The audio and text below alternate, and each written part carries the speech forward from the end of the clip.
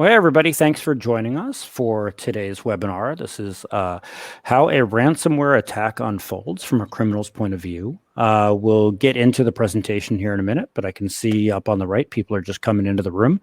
My name is Jake Milstein. I'm today's event host, and I run marketing for CI Security. Quick note about CI. So we protect and defend organizations that well, frankly, save lives and protect our way of life. We protect and defend municipalities and hospitals and other healthcare organizations. We do some work in manufacturing, and we're really thrilled to put this together. The way that all of this came about was last year. You may remember there were a bunch of attacks on hospitals. It was the Ryuk variant of ransomware, attacked a bunch of hospitals.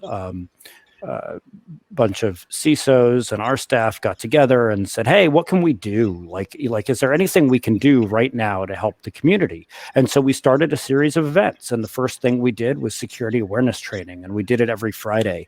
And we thought, hey, we're going to get 20, 30 people in the security awareness training. And we've now had almost 2,000 people go through the free security awareness training, and we do it every other Friday. Elise Dennis is joining us here for this, did sort of a deeper look at phishing in a webinar called Fishy Little Liars. And we'll put a link to that in the chat here in a little bit. Mike Simon, who's joining us, did a virtual tabletop about what it looks like to respond to ransomware. And then today we have Jeremy Johnson on this one. I can see people are already talking in the chat on the right. Somebody says Elise is my hero. So you can put whatever you want in the chat. If you say something bad, we'll block you. But other than that, you please use the chat. If you put questions in the chat, I'll ask the group and you can answer them, or we'll answer them in the chat. So let's get going here. Elise, you want to hit the next slide, please? Of course. Thank you. All right. So part one today will be Elise. She joined us just recently as one of our consultants. And she's going to be talking about how a criminal gets in. Part two is going to be Jeremy Johnson, who's our Director of Adversary Replication and Detection. And he's going to be doing the demonstration of a ransomware attack. And then part three, we're going to have a Q&A that includes Mike Simon, who's both our Chief Technology Officer, and he's worked with hundreds of organizations dealing with how to build a better security program. And he's going to talk about how to respond to an attack like this. And then at the very end, please stick with us. We always put a survey at the end of these. We really want to know how we're doing. As I said, we create a series of events to educate the community. We want to make sure that you all, the audience, are getting the most out of this. And there's a chance to get a gift card or give your gift card to a food bank. So stick with us to the end. And I can see people in here from all over the place. So thank you very much for joining us. Elise, take it away. Sure. Thanks, everybody, for joining us live. It's always more fun when we have some audience engagement. Feel free to drop your questions in the chat as we go. This is not going to be an exhaustive exploration of pretexting. If you are curious about learning more about that, I would definitely suggest checking out our most recent webinar about phishing called Fishy Little Liars, as Jake mentioned. So this is how a criminal gets in. Most social engineering attacks or cybersecurity related breaches are a result of layered attacks. What that means is you may have a number of different attacks that are performed by the same malicious actor, incorporating social engineering into some or all. And these attacks, each one gains the attacker new information or a deeper level of access into your systems. And the primary stages of an attack are reconnaissance, staging, the launch of the attack, the exploit, which Jeremy will show us later on in this demonstration. And then at the end of this attack series, there's a lather, rinse, and repeat stage. So usually an attack is not going to just be a one one-off or a one-time scenario that gets you all the things. There's going to be a series of smaller attacks, and some of these attacks could result in the gaining of knowledge that is seemingly innocuous information that the attackers will then use in future attacks to gain access to more complex systems or more private or sensitive information. How an attacker does this is that they use information that is available out there, open source on the internet or through publications that are released by companies, things like press releases, billboards, company websites. All of those things fall under the open source intelligence umbrella. And then, of course, we have human or human intelligence, which is information that is gained from humans. Some of you may be familiar with phishing emails, but other types of phishing include phone calls or vishing and text messages or smishing, which is kind of a funny word to say, but it's actually taking off. With human intelligence, making a telephone call to a person within an organization and giving them a little bit of information that was found through passive reconnaissance can then translate into active reconnaissance where you're actually engaging the target and you're able to get them to either confirm suspected information, correct you. If you say, oh, I thought you used Windows 10, and they correct you and say, oh, no, actually, we still have a machine here that uses Windows 7. Then you've gained the knowledge through the correction of the erroneous information. This human intelligence that you gain through active recon is a smaller or single layer of this attack that will result in the eventual compromise of the system. In the moment, it doesn't seem like that crazy of a request for the employee to give that information over to the person that's requesting it, because they're taking little steps to the eventual goal, and they may not even remember or recall the conversation if the pretexting from the social engineer is on point or really well put together. As far as the psychology of social engineering and cybersecurity in general, the manipulation of human systems or people using psychological principles leads to compromise of information systems. So while some of us think that we would be able to defend against these things, all of us are actually very much susceptible to these types of attacks. And it doesn't really matter how a social engineer gains access, whether it's through complex computer system hacking, or if they're able to just get somebody in the HR department to accidentally give them access and essentially turn that person into an insider, whether they're aware of it or not, to create that breach in security. Why would any attacker go to all the trouble of trying to hack a complex computer system if they're able to leverage people within the organization to essentially become unwitting accomplices in their attacks?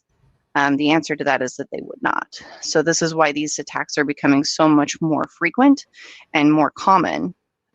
Social engineers are really only as successful as their pretext is believable. So putting together a believable pretext is essential to the success of a social engineer, and that is why putting the time and the energy into the passive and active reconnaissance phase is so important for an attacker, because ultimately their goal is to succeed. And if your information or your company's information is out there on the internet or in various other sources that they can access, they're going to leverage that against the employees within the organization to achieve their ultimate goal, which is compromising the system.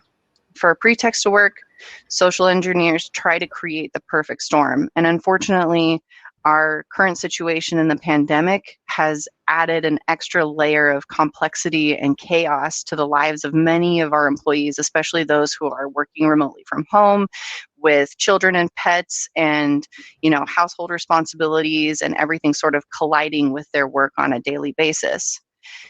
Attackers are going to prey on individuals who are distracted, stressed out, and overwhelmed, and they're also going to hedge bets on using helpful employees, employees whose job function is to be helpful, perform customer service, do information technology support, or otherwise be receptive to requests and handle requests that are inbound to them to perform actions on a daily basis. Those types of roles within your company are going to be targeted more often than individuals who don't have any interaction with the public or vendors for your company and similar types of requests. For a social engineering attack example, these are the different phases of the attack that we've already covered: gathering intelligence, developing a pretext, developing the phish in this example, and then launching a phish. Then comes user engagement with that phish. Hopefully, from the attacker's perspective, they execute the payload, and then ultimately system compromise is achieved. In this particular example, we're using a company that issued a press release giving information about their most recent charitable giving campaign with a specific charity and giving the specific dollar amount that the campaign raised. The attacker would be able to then learn the name of the charity, the amount of money that was raised through the campaign, incorporate these into their development of a solid phish.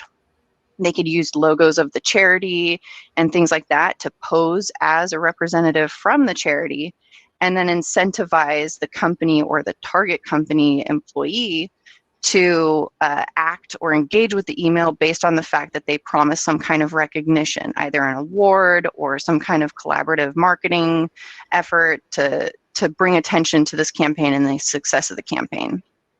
Crafting the phish with a payload attached would then give the user target an opportunity to execute a payload on the computer that they're on and give the attacker access to their systems. Attacks like these are pretty easy to inform, meaning that it can take less than an hour or two to find the information that would inform this pretext. And this pretext could be leveraged against a variety of different types of organizations, especially now that companies are sharing so much of their charitable giving and their community engagement on things like social media. This specific attack takes advantage of people's desire to gain items that they feel are more valuable due to scarcity, like an award. It takes advantage of reciprocity. The charity supposedly wants to give the company recognition for their charitable giving, and that is something that is a reciprocal thing to the company, and they feel like they have to engage with that. It also takes advantage of the fact that the person that's responsible for charitable giving is charitable in nature. They have a very giving foundation to their role. They are helpful, and they would likely trust somebody that was from this charitable organization because there's a history and a consistency of complying with the requests from the charity. And then, of course, the brand of the charity would carry with it its own level of trust and a foundation of rapport from their previous experiences with that brand. And with that, I'm going to hand it off to Jeremy for the next set of slides. Yay. Good afternoon, everybody. It's afternoon, at least on PST time, so I'm going to go with that. Thank you, Alif, for getting us up to this point. I'm going to talk a little bit about the demonstration I'm going to do.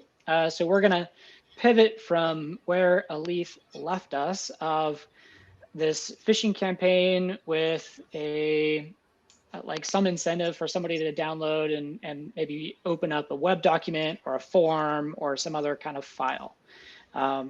So we're going to go over the high level here, if I can have the next slide. So there are different phases to these attacks.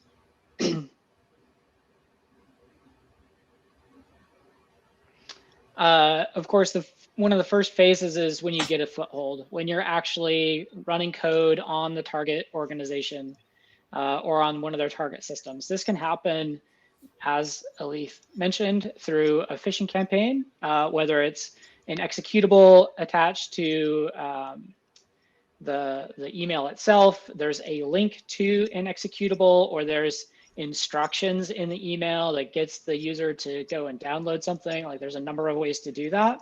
The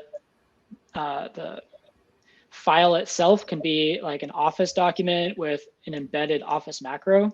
We've also seen these ransomware attacks use things like vulnerable external servers, or servers where it's still a vulnerability, but it's not like an application vulnerability that maybe a vulnerability scanner would pick up. And these are things like RDP. It has a weak password and an easily guessable username. An attacker gets an initial foothold there. Maybe it's a vulnerable version of JBoss, which is a platform for running Java pages. They could be browser vulnerabilities in your web browser, or we've also, of course, seen backdoor legitimate applications. SolarWinds, of course, is one. Another one that I've used and we use in the industry is to find some legitimate app on GitHub, shove our malware code into it somewhere, and then get the target to run that application as a tool or like as a recommended tool that they should run. Next slide, please. So once we have access, we have some pretty initial questions that we want to ask as an attacker. And it doesn't matter if I'm running a ransomware campaign or a pen test or like some other kind of malicious activity, but I need to know, who am I? What kind of permissions do I have? What kind of group am I in? What is the system that I'm on? So what is my operating environment? What is my, like, gaining some situational awareness here? What kind of system is this? Is it Windows 10? Is it a server? Is it a workstation? What kind of resources are available to me? Are there mapped network drives? Are there applications installed on it? Things that I would look for are things like Python, like the Python scripting tool being installed on it, maybe a version of .NET, maybe there's Visual Studio installed on it. Where in the network am I? Am I in the DMZ? Am I in like a workstation subnet or a VLAN? And where can I go? So what other resources do I have access to? So these are this is like the kind of situational awareness that as an attacker, as soon as I get a foothold, I want to get this information quick, because I don't know how often or how long I'm going to have access to that system. Whether it's an antivirus that just didn't shut me down and now there are human actors going to respond to that workstation, or maybe somebody shuts it down. Like, there are all kinds of reasons why you can lose your initial foothold.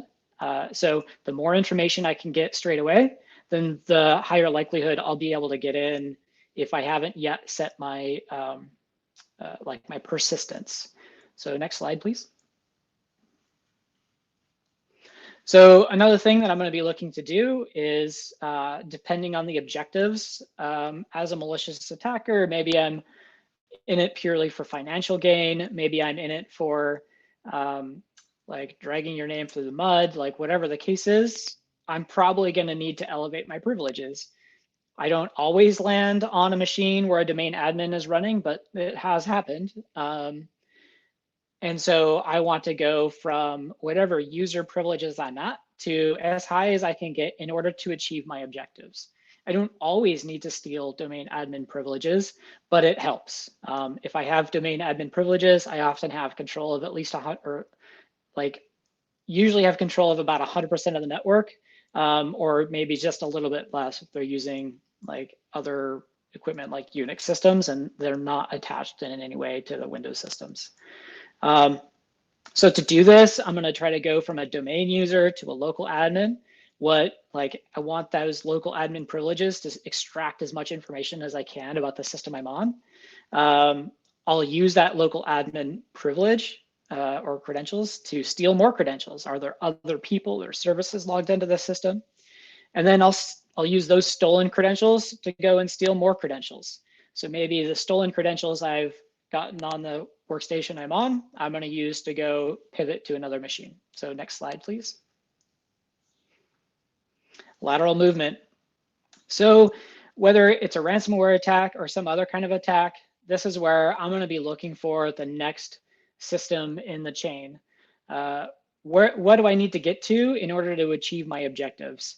Sometimes that's one hop away. If I'm a sysadmin that has access to a file server, I can go straight to the file server, drop my payload that's going to start encrypting all the files, and we're good. But that's not always the case. Sometimes I have to hop from multiple computers, and I've had to do this where I've had to hop through 6 or 7 computers or servers in order to gain the privileges I needed in order to achieve the objectives of the engagement. In these cases, it was a pen test, but attackers are utilizing the same tradecraft that pen testers are using with different tools, usually, but not always. So, seeking out ever higher privileges to gain as much control as I can in order to achieve my objectives. Next slide, please. So one thing I did want to point out is often when we see these ransomware attacks, sometimes they are just about encrypting the files, getting their Bitcoin, and then moving on, but not always. Sometimes they're about exfiltrating the information that they think is valuable and important, and then encrypting it when they leave. So it's like grab what you can and then burn the rest. They maybe aren't so much cared about whether or not they get the ransomware payment. It's just a nice way to get like their financial goals met sooner rather than later. And data like that, depending on the organization they're in, can be an investment. If they compromise a law firm and go and steal all the files, and then they encrypt them, they can get their immediate ransomware payment. And then later, maybe years down the line, whoever their clients are, might suddenly find that there's a trove of data from previous legal dealings they've had suddenly available for sale. Next slide, please. Okay, so now we're going to do a demo. I'm going to turn my camera off. I think I sacrificed enough to the demo gods for this to run smoothly, but we'll see. If we have any issues, I have a video recorded demonstration that I'll play and walk through, but we're going to try to do this live. So I'm playing with fire here.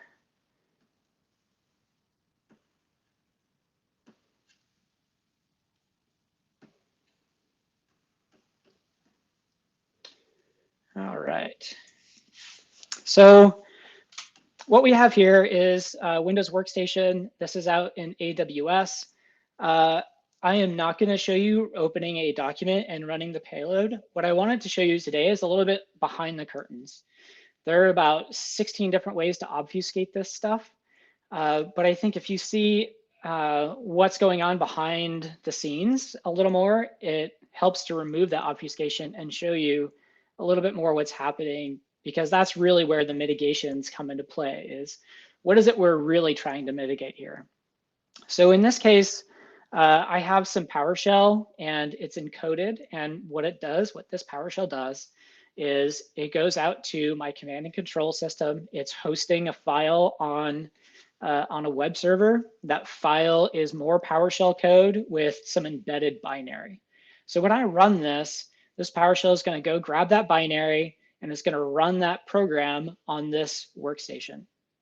What this might look like in the obfuscated sense is an embedded macro in a Word document or a PowerPoint or an Excel. And how we get people to click on that is like one phishing campaign I did is very much like the one that Alif mentioned, where we said like, your payment was declined, please open this form, fill this information out and resubmit. And the form had the embedded macro that they had to enable in order to open the document. There are other ways to do that, like putting a pop-up that hides the document and you have to enable the macro in order to reveal the document. So there's like a number of ways to do that. But this is effectively what's happening in the background, is there's some code that's going to go reach out to probably a web server, download more code, and then execute it on the victim workstation. Okay, and so these are like very sensitive files.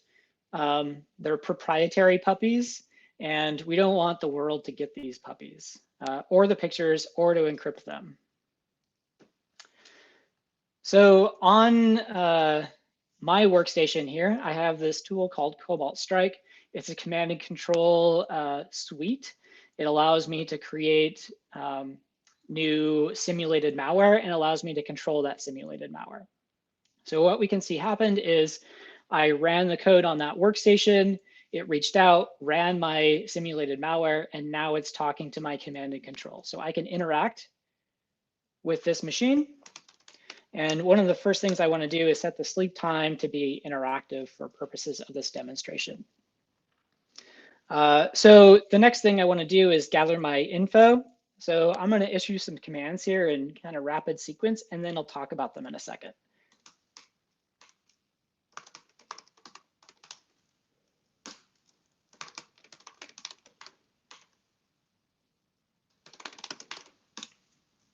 So all of this stuff is of course being saved on my workstation. So as I issue these commands, I'm extracting this info from the workstation that I've targeted. This is like part of the attacker process of gathering the information.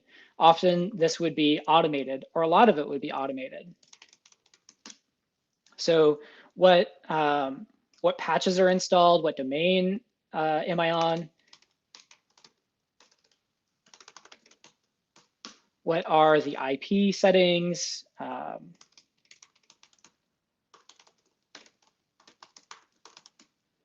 Who are the local administrators? So this particular tool shows me what user I'm running as. The user is workstation user. And by issuing the command net local group administrators, I can see that the user my beacon, my implant is running as is workstation user, who is also a member of the local administrators group. So that's pretty interesting because it means that I can elevate my privileges from kind of a normal user context up to an administrator context. And I use some of the embedded tools in order to do that.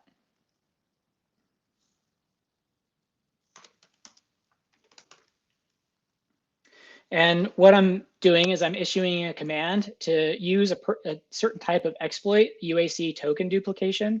So it's the user account control. It's that pop-up that should like ask you, do you want to allow this application to make changes to your computer? Well, it uses that same functionality in order to elevate my privileges. It creates a new process under those higher level privileges.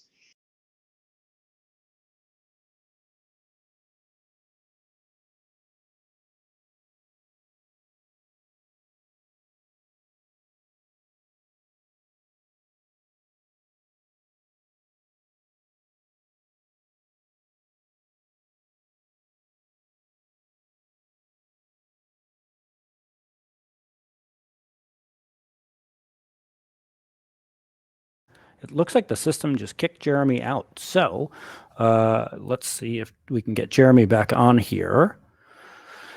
System kicked me out too. That was fun. Hey, Jeremy, can you hear us? I can hear you. All right, you're back. System kicked you out. Now you're back. You did not sacrifice enough to the demo gods, but keep going. Well, it punished us all, so I'm feeling a little okay about that. Are we still on? We are. Yep, we are. Go for it. All right. So we're gonna elevate our privileges to system using the same kind of toolkit. Cool. So we can see here. I'm going to show you a little pretty graph. What we've done is we've landed on this first workstation user.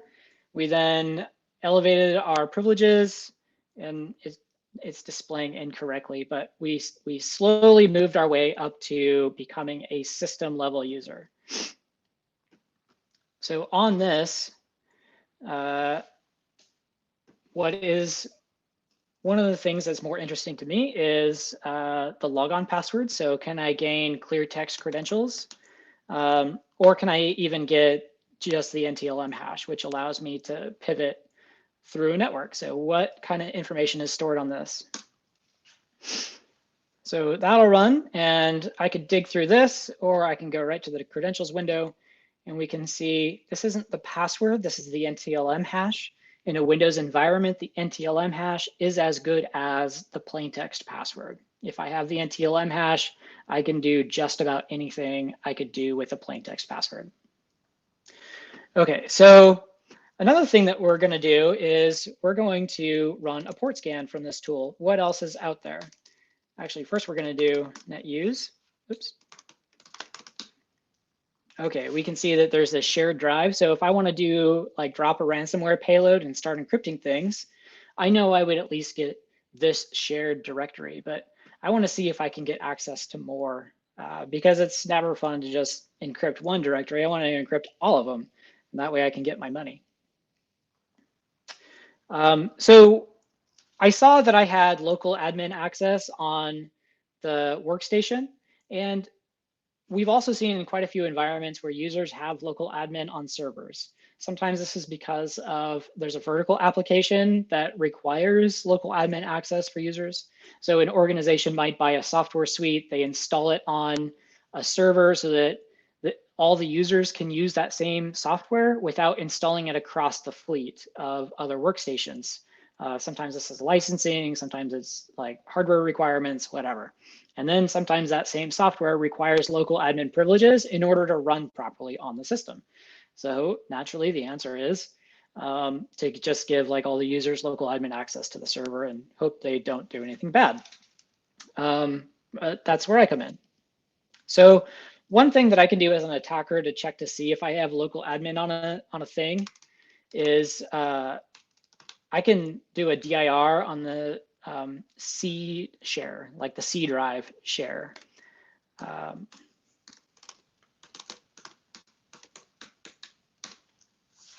So this command is really just running a DIR on the C dollar share. I can also run it on admin dollar, or like any of the other admin shares on a system that are not normally shared to the world. Okay, so we can see that I can access C dollar, which means that I probably also have local admin access on that system, which means that I can also laterally move. Hey, Jeremy, you should, yeah. I was just sending a note saying it was weird we got kicked out and that's showing up on your screen. So you should probably close those. Oh, and we'll all stop messaging you in the middle of the presentation. Okay, good. I'll just quit Teams. You're right. I meant to do that earlier. Thanks. Okay, so let's laterally move. First let's port scan.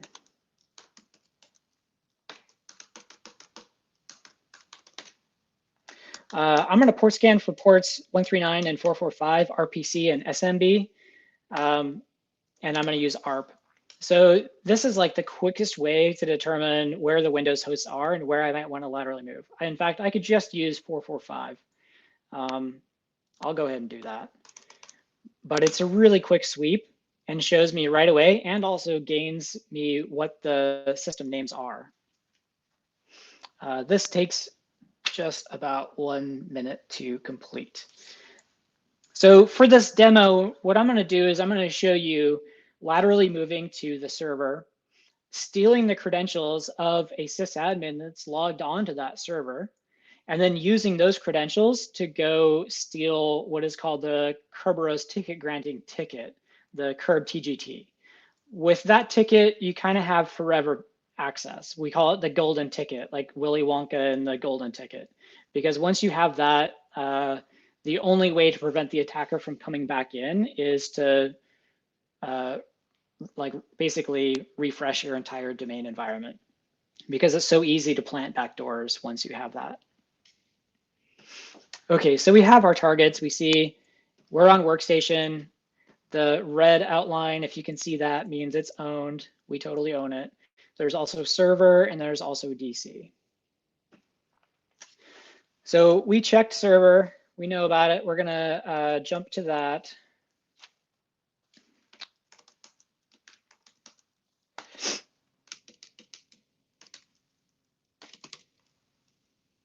And that should do it for us with our credentials,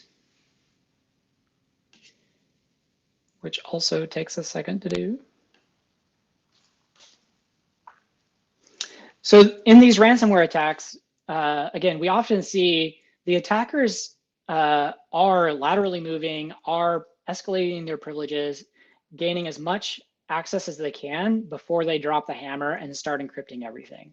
The more that they can encrypt, the more that they can get their hands on, the likelier they are to get their payment. So by the time they've dropped ransomware, I think in the bigger cases, they likely have been everywhere, or at least all the important places that they needed to go. Okay, so one thing to point out here is the kind of command and control I'm using is on this workstation, I have one HTTPS, one SSL encrypted beacon communicating with my command and control. For the rest of these, they're all communicating through workstation via SMB, which means from a firewall perspective, what you would see is one system talking to command and control. You would not see multiple systems or multiple beacons talking to command and control. You would only see that if you had some kind of intermediary device monitoring this traffic, seeing what was happening, and seeing this, frankly, odd SMB traffic in between these hosts. Okay, so now we want to go interact with server. I can see that I already have system level privileges on server because the user that I launched as has local admin access, and the process it started was a system level process in order to establish that beacon. So it's a process that's running. So we'll do our recon again.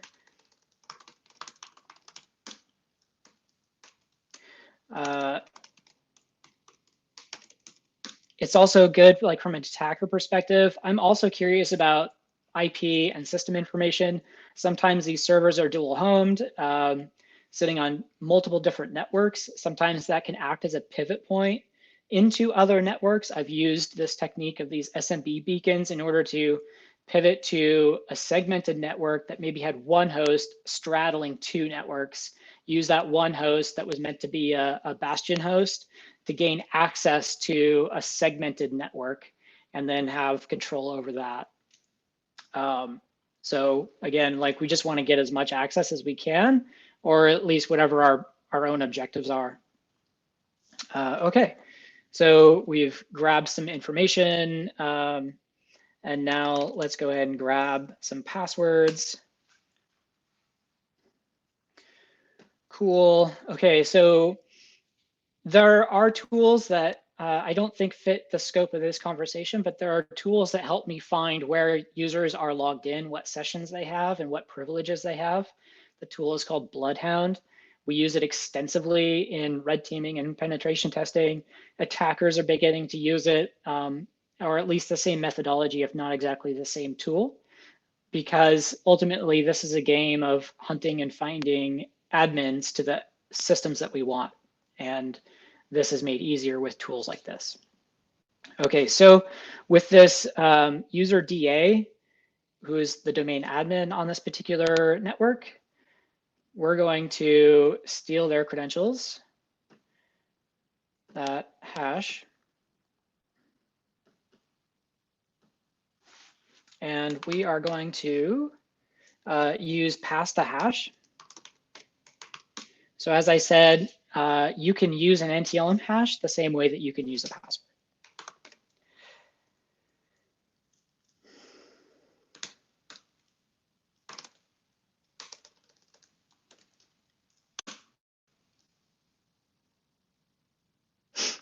Okay, so what we just did is created a Kerberos ticket for user DA, and now this session is running as a domain admin user.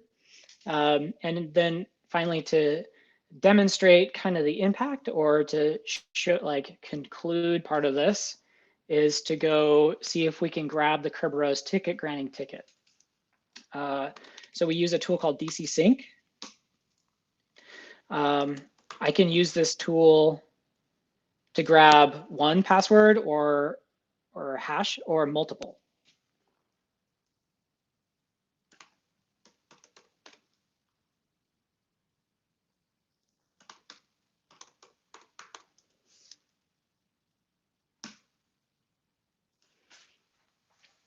Okay, so what we see here is the Kerb TGT. Like I said, this is the golden ticket. I have the NTLM hash. Effectively, this means that I own this domain now. I now have the highest level credentials in this environment, and I can spoof and create new Kerberos tickets for whoever I want at whatever privilege levels that I want. So with that level of access, you know, I already have access to the server that I wanted. It has those really important puppy photos. I'll go ahead and steal some of those.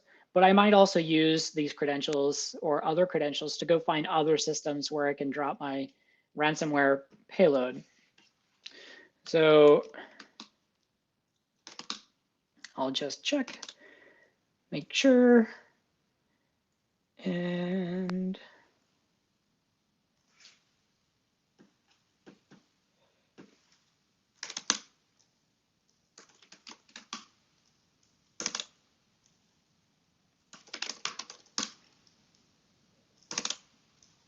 okay, so here are the puppy photos, and I can download lab 1-960. Cool. So I start downloading whatever photos I want, and then this is my opportunity to start to drop more malware and start encrypting those, and maybe throw a pop-up message to the user that your system is encrypted and pay us or else. And that concludes the portion of this demo. I'm happy to answer more questions about any of this. I'm going to stop sharing my screen. Cool Inception Awesome. moment. Awesome. Thanks, Jeremy. So we as we were going there, we had a bunch of questions come up, and so I just want to talk through it real quick. Elif, since one of the questions was, hey, so how did the user end up in this situation? Elif, you want to talk about that a little bit? Absolutely. So it's typical that this type of attack would start with the user engaging with some sort of attachment to a phishing email. In this case, we hypothetically posed that it was a macro that was enabled within an attachment that was sent to the user via a phishing email. But there's a myriad of different ways that these types of payloads can arrive on a user's machine. And I'll let Jeremy get into more about how he executed that from his side. Yeah, this particular one was me running the PowerShell. I wanted to kind of remove those layers of obfuscation. When we do macros, it starts to look, it's difficult to understand how you go from a Word document, or like it's difficult to demonstrate how you go from a Word document to a beacon running on a system. But ultimately, whatever that macro is doing is, in almost every single instance, is it's connecting to some kind of website or hosted content, downloading the rest of the payload, and then executing that payload on the system under the context of whatever application they ran. So if it's a Word macro, it's code built into the Word document that reaches out to a website, downloads more content, executes it as like part of the macro, like VB script, which then, and oddly enough, sometimes VB script is used to then call PowerShell, and then PowerShell is used to call more PowerShell, which is then used to go call a website, which then downloads more PowerShell with embedded binaries, and that's executed on the system. And then all that PowerShell and macro stuff kind of disappears in the background, while the binary is now like copied itself into a new process and is now running in the background. So it's those layers of obfuscation that I kind of wanted to strip away to show ultimately what's going on under the hood. And another question came up here from Josh. If you're in an environment with some of the client computers with users who have local admin, how do you remove all the local admin rights from all of the computers at once? PowerShell. So we use, I think one is having a good inventory of who has those local admin rights. And then without knowing what kind of environment you're in, is understanding what the justification for those local admin rights is. And then once you've determined who should have them and who should not have them, you can either do it manually, which may be like not an option depending on how many devices you have, or you can find some way to programmatically do it. I've seen people use group policy objects, GPOs, to set like every day who is in the local admin, or whenever it does a check-in, like a group policy update. And I've also seen things like PowerShell scripts to sweep the environment and make system changes. Those are some ways, I think. Cool. And I do want to get to Mike Simon here. So, and then I'll get to some of these other questions. So, Mike, let's say you're on the other side of this, as somebody said in the comments, you're puckering at this point. All of this happens. What do you how do you as an organization respond? So assuming prevention has failed, and that's where we are here. And I can't emphasize enough, spend time on prevention. It is going to fail in general, but spend time and you'll scrape off a lot of what might have caused you pain otherwise. So prevention failed. Now we have active malware running around on our network doing bad things. A couple of things to note here. The first is that building a Fabergé egg is time-consuming, difficult, and expensive. Destroying one takes a hammer.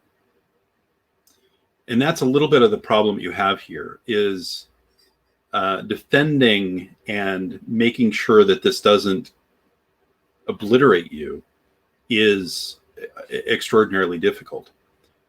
That said, there's a lot of things we can say about what you should have done. In the moment, I know at least one person on the chat has actually been affected by malware, been affected by ransomware. While that's going on is the last time you want to hear somebody say, "Hey, I hope you have good backups." So you have to make the bleeding stop. That's number one. In general, that means trying to find and isolate the systems that are actually already compromised.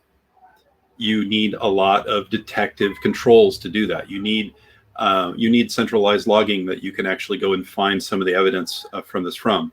You need maybe a SIM or somebody like ourselves, actually, who is watching all of this stuff for you. You need to be able to locate the sources of infection, the sources of activity, to be able to isolate those, take them off the network, possibly turn them off, depending on what you want to do forensically, and make it stop. You take Jeremy, Jeremy's whole activity there has to end. That could, it could involve something super drastic, like pulling the plug on the internet, but hopefully means something more like finding what he's already gotten a hold of and taking those things off of your main network. So a lot of what you were seeing there, and by the way, I saw a really interesting ask actually in the comment section, which was for an enterprise network, would this happen as quickly as what we just saw? Or, what would that really look like? Actually, we were doing the slow version of this. What you saw was Jeremy doing this all manually. Sometimes once you have a foothold, there's a lot of manual actions on target, but a lot of the initial stuff is scripted. You actually, it would, a ton of what you just saw would have happened faster. So, and I think for an enterprise network, I think that's a difficult question to answer. Would it happen as quickly? I've been on enterprise networks that have had 100+ sysadmins to manage the fleet, and I phished a domain admin that, like, he clicked on the link in the email, it ran my beacon, it checked in, and he was running as a domain admin on his workstation. So on an enterprise environment, in that case, it happened faster than what I showed you. In other cases, they have sporadic controls, like mitigating controls through the network. And it, like, depending on where I land, depends often how quickly the operation moves. In the sections where maybe they haven't put their controls in place, it's just as quick or faster. In places where they've started to fix things, it's more of a fight from my end to gain that access to make those movements. Yeah, absolutely. So you'll see, so a lot of this actually depends on the sophistication of the attacker. If this is somebody who downloaded a kit from the internet, and if you think that's not a real thing, you should think again. And this is their very first try, they're not as fast. I've been on the wrong end of state-sponsored attacks that took less than a second. Well, so, Mike, so let's say you're on the other side of a very fast one. You hosted that tabletop exercise. Somebody who is more evil than Jeremy, has gotten into your system. I know, more evil than Jeremy. Then what? You have to focus on scope, right? And again, and stopping the bleeding. How much of the network is compromised? If it's spreading as fast as it can, you really kind of need to shut everything down. And that's just the first part of the bad news. And unfortunately, if you came here hoping that I would give you some sort of magic pill that stops these things in their tracks, you should probably tune out now, because I'm going to just talk about how terrible it is. The second piece, and this is an interesting bit that Jeremy alluded to but didn't really dive into much. Once somebody has control at the level that you just saw, you can't trust anything you have anymore. What that means generally is you have to rebuild it from known sources. So stop the bleeding by either isolating those pieces that are going bad. If you've ever seen the amazing film Army of Darkness, if you haven't, definitely should. There's a line from it that says, where the protagonist says, "My hand went bad, so I had to cut it off." That's what you have to do. The pieces that are affected have to be off your network as quickly as possible, and then you can't trust them anymore. If somebody tells you, by the way, "Oh, you know what? I have an amazing piece of software. It'll root through everything that somebody like Jeremy just did, and it'll get rid of it all," you should throw them out, because they don't know what they're talking about. So there are a couple of questions that came up in the chat here that I want to make sure we get to. John just asked, what's a known source? Pre-breach offline backup? Yes and no, John. If you know what pre-breach is, and you better be sure. If it's a low and slow attack, if it's, get a handhold, and then a few weeks later, we'll go ahead and start diving in and kind of doing a little more exploratory work, a little deeper recon. You may not know what pre-breach means or is. If you don't know, known source is the operating system source that you used to install from originally. It's on non-writable media, and it came in the little packet that says Windows Server 2012. Yeah, and there, two news stories have come up about this. Carrie brings up SolarWinds. SolarWinds taught us we don't really know what pre-breach is. And then this was 2 weeks ago. I think there's a hospital in Europe that, had ransomware, brought everything back up. And then a week later, they never figured out the cause. They were like, "Oh, we can just restore everything." And boom, they had to pay they ended up paying 2 ransoms. Criminals are not, how do we say, honest, like Jeremy is. So, another question that came up above that I want to make sure we get to from Wayne, are there missing patches allowing something like this, or are these flaws just inherent in a Windows environment? Elise?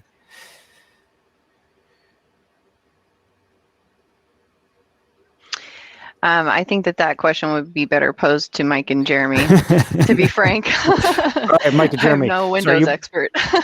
Yeah. So that's a great question. In the last few years, like last 4 or 5 years, the move in offensive security, like bad guys as well, is what we call living off the land.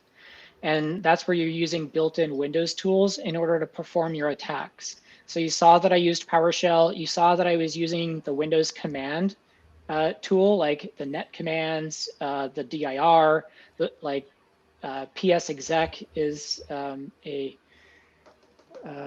it's a power tools utility from Windows, but these are all Windows utilities. My RAT, remote access tool, or Trojan, is not a Windows tool. So Yeah, mostly attackers have moved to using built-in Windows tools in order to perform their attacks, because they never get flagged by anti-malware. And if they did get flagged, then it would shut down your system, and nobody likes that. Yeah, it's kind of a combination. Sure, unpatched systems make it easier.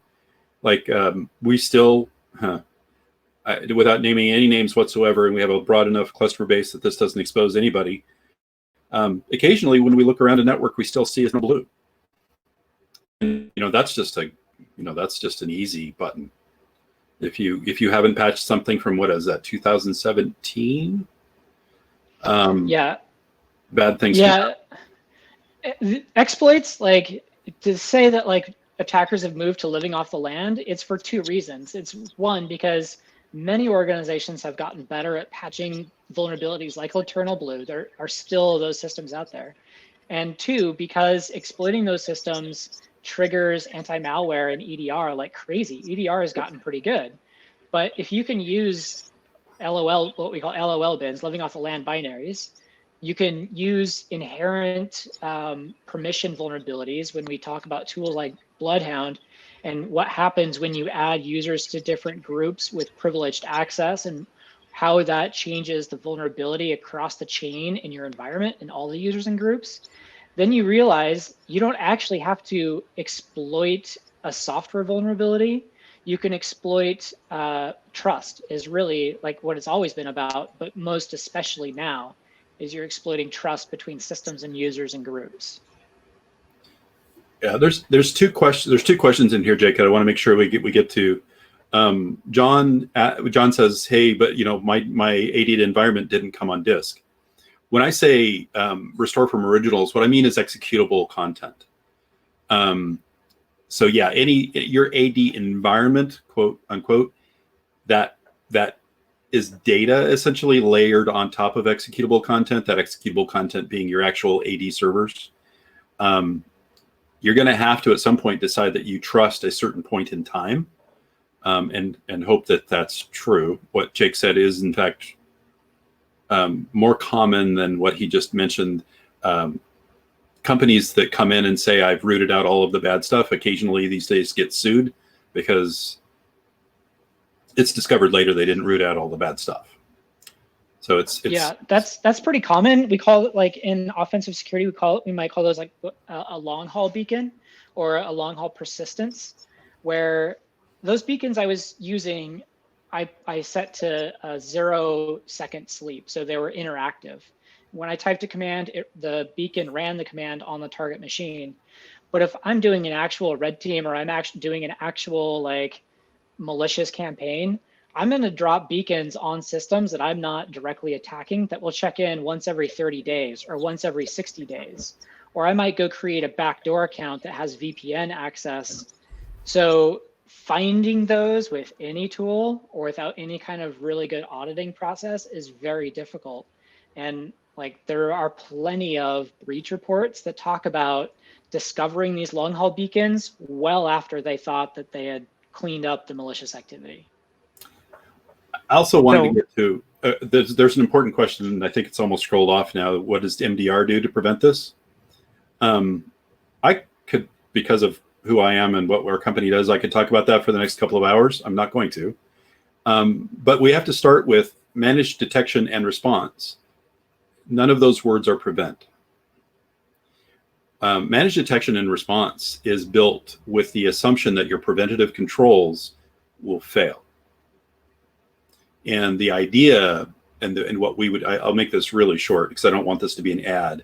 The idea is that anybody doing managed detection and response with you should be there seeing it as early as possible that your preventative controls failed, helping you establish that scope, saying these are the machines that are infected and doing bad things, and therefore allowing you to, as quickly as possible, mitigate the damage that could happen with a prolonged exposure to this.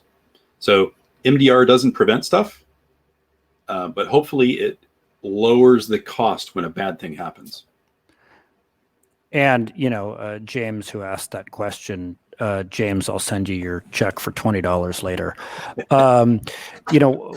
One of the, so here's the list of things we do, right? I mean, I run marketing, so I'd be crazy if I didn't say, hey, these are the things we do at CI, and these are the things we can help you with. One of the things I do want to call out here is Mike Simon, who's on this call and has been talking, developed a, sort of an anti-ransomware package of services, right? There's no silver bullet, like that doesn't exist. So what are the things that are on that we do that can help you lower the risk of ransomware? And, there are some things on here we figured out in the survey. There are questions for you because we want to make that work for you as well. And that's all the selling I'll do.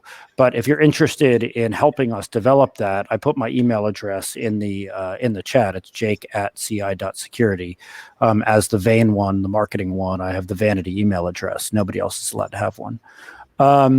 The other thing I just want to tell folks is about that survey. I'm going to put the link in the chat here. One of the reasons to do the survey is, we want your opinions. We want to know how we did. We want to know, whether we should keep doing things like this and what kind of things you all, the audience, are interested in. Also, you'll be able to give us, like I said, your opinion on that way to fight ransomware, lower the risk of it. And if you fill out the survey, you can either get something nice for yourself or donate to the food bank. Now, I recognize deeply there is irony in giving you a link in a thing like this, but hey, it's a link and that's what's there. And I will say what all criminals say, which is trust me. Also, I mentioned earlier, we do free security awareness training. That's second and fourth Friday of the month. There's the link to it. I'll also put the link in there. Mike wants to know, could we target donation to relief for folks in Texas right now? You know what, Mike? We can do a food bank in Texas. Absolutely. Ginny, who runs our events, is going to kill me for saying yes to that. But yeah, absolutely we can. I think it's actually is it the Dallas or Houston Diaper Bank that does just a great job of feeding kids. And so if I remember what they're called, we'll donate there. I think it's Dallas. Houston doesn't need as much help as Dallas. So absolutely, that's a good idea. And obviously my email address is there. And I want to make sure you have everybody else's email address there. So you have Elite's, Jeremy's, Mike's, and mine. So if you have questions, you can put them in there. Hey, Mike, I'd interrupted you because I wanted to make sure that we could get the survey link in there and a couple other things. Is there anything else you want to that I interrupted you in saying? No, I mean, if I know we're trying to wrap up, I will just say prevention is worth at least a half ton of cure. Making sure your stuff is patched. These are all things that have come up in the chat. Making sure your stuff is patched. Making sure you actually have good practices. We actually do in some of the assessment work we do, make recommendations about some of the more advanced things you can do on an Active Directory environment to keep things partitioned. People talked about local admin access. Always, that's always one of the first things we recommend you to try to get rid of, and ways of doing it. There's a lot of preventative things that you can do. The recovery level things, I will say, there is a website run by a group of folks, including most of the major endpoint providers, called nomoreransom.org. that actually has a few tools and maybe some resources to take a look at too, in terms of just how to recover and what's available to you generally. All right, let's do final thoughts. Elise, final thoughts? My final thought would be training staff to recognize social engineering attacks and to ask questions, and don't be afraid to challenge authority if you're receiving a request. Don't just be polite and helpful. Ask a few more questions and trust but verify. Jeremy, final thoughts, and great demo. Yeah. Thank you. Yeah, it was a pleasure. And final thought, I think, would be to think defense in depth. It's not about silver bullets, and doing the basics right, or actually just doing the basics like patching and reducing privileges for users. There's no like magic tool that you can go buy to make everything better. It just doesn't exist. That's it. Thank you. Mike, any last thoughts? I think I wrapped up most of my last thoughts in my last little tirade. I will say everything that Elise said, everything that Jeremy said. I'll say as CTO of a tech company that does security and somebody with lots and lots of experience in security, I don't grant myself admin privileges to stuff. That's something that I actively prevent. So keep that in mind. I mean, when I need to be admin, I can do that. I can get there, but working as admin is usually a bad idea. Thanks, Mike. Thanks, Elise. Thanks, Jeremy, for the great demo. In the comments, there was a question about getting a recording of this. Everyone's going to get a recording of this whole thing. I'm also just going to clip Jeremy's portion where he did the demo because it looked like some folks just wanted that to look through with their teams. So if you want that, email me, Jake at CI Security. And, you know, this was really great. Thank you very much. Thanks for joining us. And to the audience, you know, great questions in the chat. Much better than the questions I had prepared. So thank you so much. And y'all are awesome. Have a great day. And, you know, if you, and don't let evil Jeremy come after your system. If you want good Jeremy to come after it, you know, we can work on that, but no evil Jeremy. All right, everybody. Thank you very much.